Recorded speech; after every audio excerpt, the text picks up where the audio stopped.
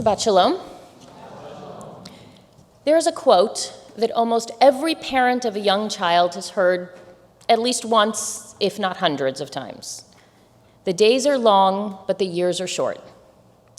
This quote is supposed to remind us to appreciate each day because childhood is short, and one day we will blink and our children will be grown and gone.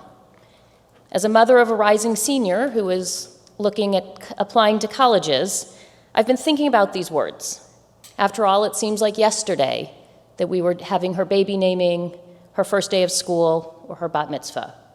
But each of those are actually several years in our rearview mirror.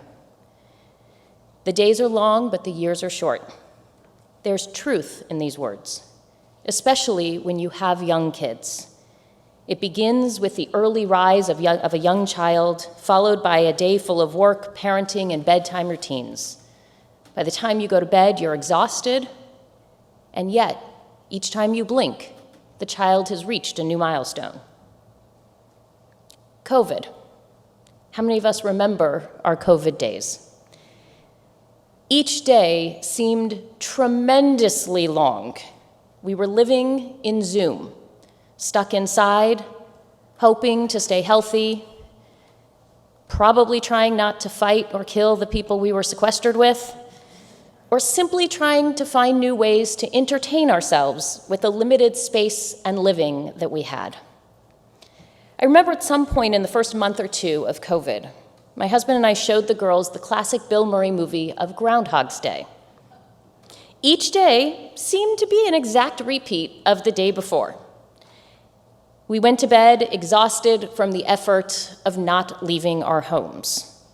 But looking back, it's amazing that we lived in that weird world for as long as we did, and that it was 5 years ago. The days are long, but the years are short. It's hard to see the progress we're making when we're in the thick of it. We are so busy actually doing the things that need to be done that we don't appreciate how much we're actually doing on a day-to-day basis. When we finish each day, it feels as if our to-do list has only grown longer. But it's only when we pause for a moment and look back that we can truly see how far we've come and realize that we have actually been moving forward each day. This week, Moses and the Israelites have a similar moment. They have been trudging in the desert for almost 40 years. They are tired and spent. There have been a few remarkable events along the way, but for the most part, they have been walking and walking and walking. And doing it in the desert doesn't help because each place kind of looks like the next one. The journey has been so long that the Israelites have asked multiple times, why has God brought us out of Egypt only to have us die in the wilderness? They have complained, they have rebelled, they have acted out. They've generally felt stagnant throughout much of this journey. But we are now nearing the end of the journey. Looking ahead, we can see the promised land. Behind us, we see the path that we have traveled. As we are preparing for the final leg of our journey into the promised land, Moses begins to look back. With the book of Deuteronomy, which we begin next week, it's an entire book of looking back, of reviewing the rules, of making sure we know what we're about to enter. But this week, as we finish the book of Numbers, Moses takes time to recount each place the Israelites stopped. He names each step, adding a bit of detail to a few of the more consequential ones. While it seems like it's simply a long list of steps, Moses names each one, in fact, names it twice. We came to point A and we went to point B. We went from point B to point C. And we're taught that there are no extra words in the Torah. So why does Moses name each and every place we spent time? It reminds us that there's something to be learned from each step of our journey.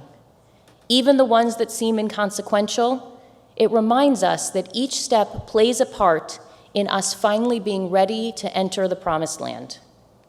Even the stops that weren't mentioned earlier, even the ones we only stayed for a short time, each one led us to exactly where we were. Each step in our lives have value. The days are long, but the years are short. The quote is often currently attributed to Gretchen Rubin, the author of The Happiness Project. In a video about the quote, she talks about when she thinks of it most, when her son was young and she would sit with him on the bus, taking him to his daycare. And she realized that as much as she would prefer the extra half hour of sleep, that these days were precious, because soon he would be taking the bus to school without her. The reality is that many of our days are fairly repetitive and mundane, filled with work, school, shopping, cleaning, doctor's appointments, and the like. As we look back on each day, we often feel that we haven't accomplished much. And yet, when we look back over a month, a year, or a decade, we see how far we've traveled. Rome wasn't conquered in a day. You don't lose 10 pounds in a week. And learning a new skill takes time. While each day may not give us a noticeable step forward, we know that if we keep at it, keep working, soon, when we look back, we will see the long path that has slowly led us to our goal. Like the Israelites and all their stops along the way, we too make slow and steady progress in the journey of life. But also like the Israelites, while each stop may seem endless and just like the one before or after, each stop has value, for without it, our journey and we ourselves would be different. Shabbat Shalom.